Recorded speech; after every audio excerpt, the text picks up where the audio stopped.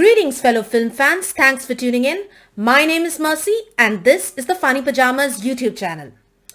Now, it's that time of the week again when we get a weekly fix of Mandalorian goodness. And as scheduled, Disney Plus dropped the latest episode today.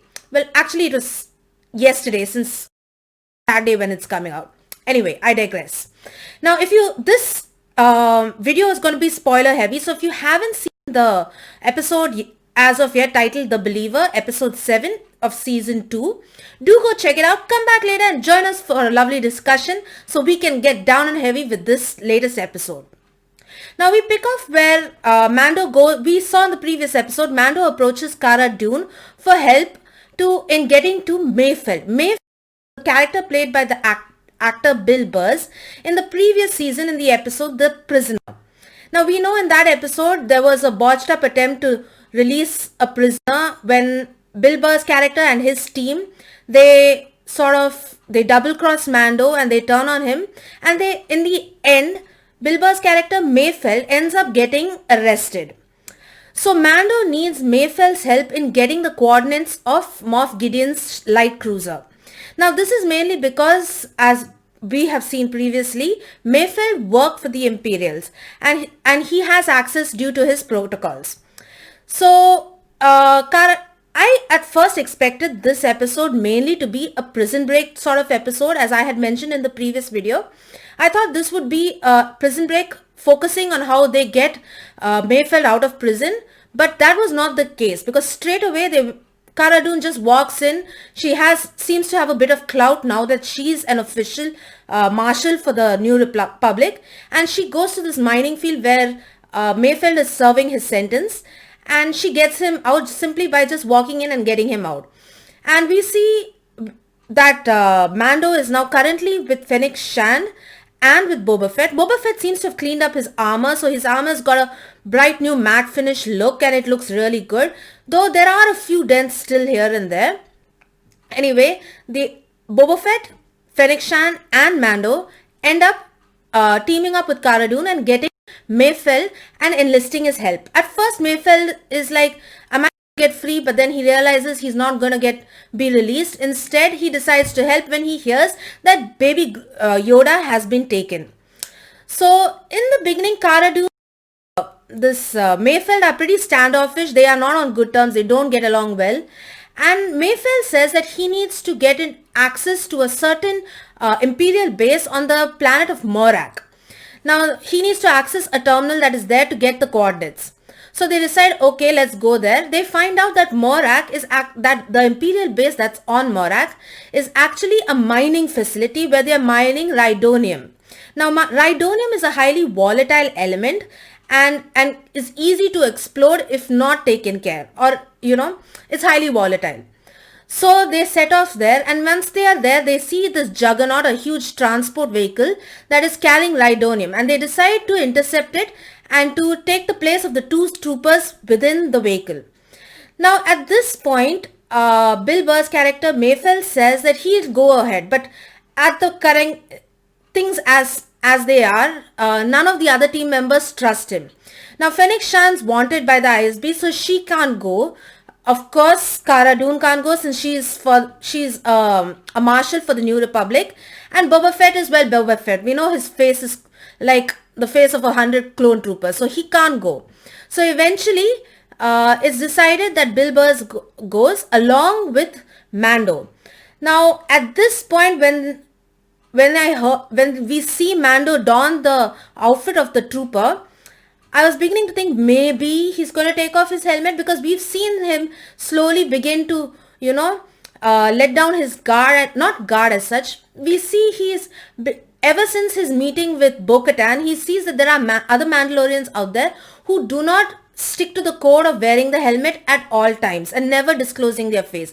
We've seen him slightly turn since he learns that he is part of the Death Watch, an extremist group. And as expected, this episode did have a few good surprises. Now they board the transport and they take out the troopers, and Mayfeld and Mando take the place of the troopers. Now they are intercepted by pirates, and these pirates are trying to get to the Rhydonium, and there's a tense action sequence where Mando faces off single-handedly with these pirates, and we see, and they are saved by guess who? By TIE fighters. Never have we been so happy to see TIE fighters join the fight. So anyway, TIE fighters come in, and they are the only team of people carrying this Rhydonium that make it back to the base. So they are given a hero's welcome, and this sort of harkens a lot to how during how the rebels, how they celebrate whenever they have won a battle, or whenever they're greeting people who have heroically fought the battle. So it's sort of like it sort of reminds us of that, and we see that even the Imperials, even they seem to celebrate. So it sort of humanizes them in some sort of way, however small as it may be. Anyway, they get into the base, and they come across and they find the terminal which they need to access within the mess hall. Now at this point, Mayfeld notices that an old Imperial is sitting there who used to be his superior. So immediately he tells Mando, see, I cannot go in there. First of all, the terminal has got facial scans. It needs to scan your face, and I cannot go there because this Imperial supervisor old supervisor of mine is there, who's definitely going to recognize me. So I'm not going in there. Now at this point, we see how deep Mando's relationship to Grogu has grown, because we see that he's willing to take off his helmet. He does take it off. Shocker. He does take off his helmet, and he goes at the last minute and stands in front of the terminal, gets the facial scan done, and accesses the coordinates. And of course, things are not going to go smoothly for Mando. And just as he's about to leave, said Imperial supervisor comes forward. Now this Imperial supervisor's name is Valen Hess, and I think he begins to suspect Mando. And the way Pedro Pascal emotes this, because you can see his awkwardness and how uncomfortable he is without his helmet. And now Valen Hess approaches Mando, and he asks him for his TK number.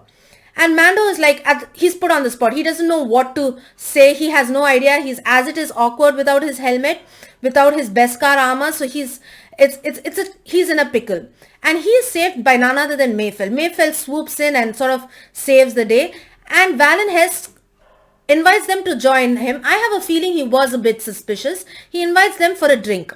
Now, it is during this drink chat that they have that Mayfeld and Valen Hess, they exchange information, they're talking, they're chatting, and the topic of Operation Cinder comes up. Now, Operation Cinder was like a contingency plan by the Emperor when, in case he died, and he didn't want the Empire to outlive him.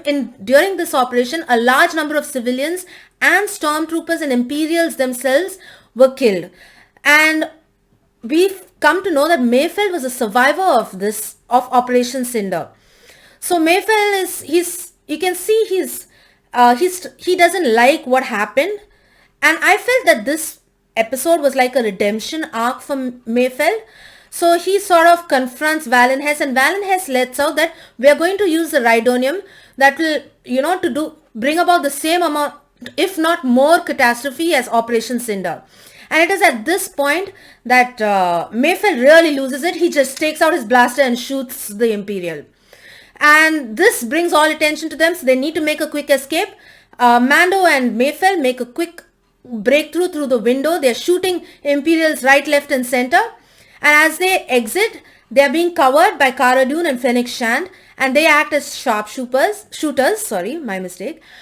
act as sharpshooters, and Mayfeld and Mando reach the top of the base, and Slave One with Boba Fett in it swoops in to save them and take them away.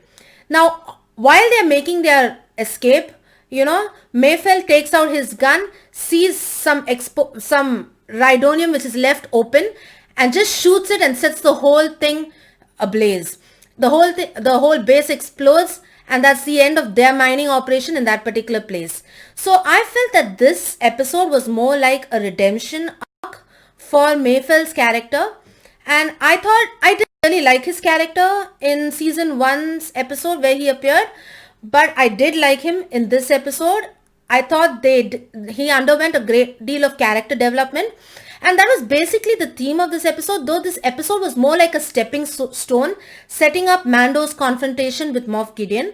I felt it did a good job of building up the characters, giving us a good idea of them, and even we see the depth to which Mando's connection to the child Grogu has developed, how he sees them, how he really cares about him, and that he'll do anything, even go against his own creed to get Grogu back with him.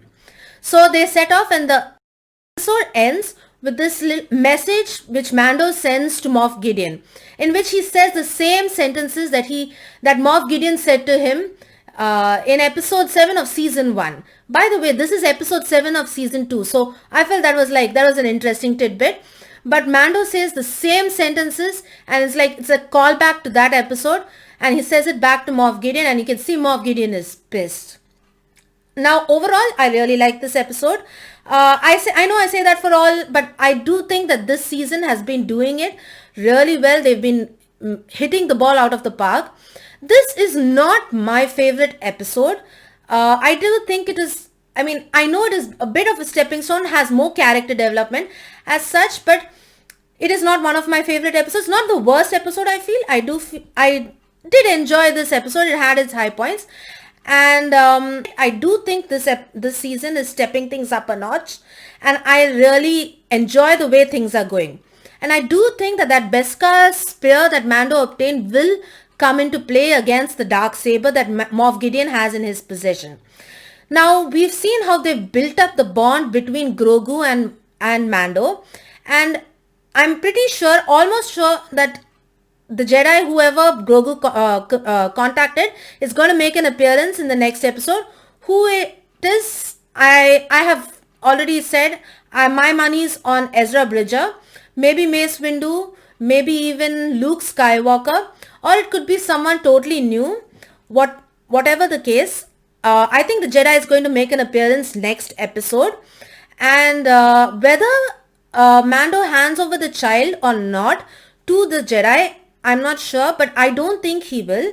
And even if he does, I do think he's going to oversee the training of Grogu, because I don't think this series can go on without Baby Yoda. Though I will admit, this was the first episode where Baby Yoda didn't make an appearance. I'm hoping to see how they do proceed with this. And however it is, whatever it is, I do hope that it is good. And by the way, ever since the latest Disney Plus, the announcement at the Disney investors meet, we got a whole lot of Star Wars goodness. We know we're going to get a lot more of Star Wars goodness in our lives, all thanks to Lucasfilm and Disney. And I do think that Cara Dune and Mayfeld, and I do think Cara Dune and Fennec and maybe even Boba Fett will be joining together, because they did announce the show Rangers of the New Republic. I do think they will be starring in that. Maybe even Cobb Vanth from the first episode of this season will make an appearance. Here's hoping. This was not one of my favorite episodes, but it was good, as it had its good points. On the whole, I enjoyed it, not as much as I could have. And listen, while you're here, why don't you hit that beautiful red subscribe button down below? Become a subscriber to my channel if you haven't done so already. Don't forget to hit the like button, because it really helps out my channel. And don't forget to hit the bell icon so that you're notified every time I post something new. You can always connect with me on Twitter at Mercy_D or on Instagram at Mercy_SD. Also, Funny Pajamas has a Facebook page, so be sure to check it out, simply at funny.pajamas. Of course, I have a website that is www.funny-pajamas.com, pajamas with a Y. And you can also, by the way, contact me by email, simply at mercy@funny-pajamas.com. Need I say it? Pajamas with a Y. Thanks for tuning in. It was amazing to see you guys all again. Lovely to talk more Star Wars goodness. I'm just so pumped for the year that's coming away. Definitely going to be a better year than the shitstorm that was 2020. So here's hoping, with a vaccine in the future. You guys stay safe. And I'd like to end by saying, as always, may the force be with you, because this is the way. This is Mercy, signing out. Bye.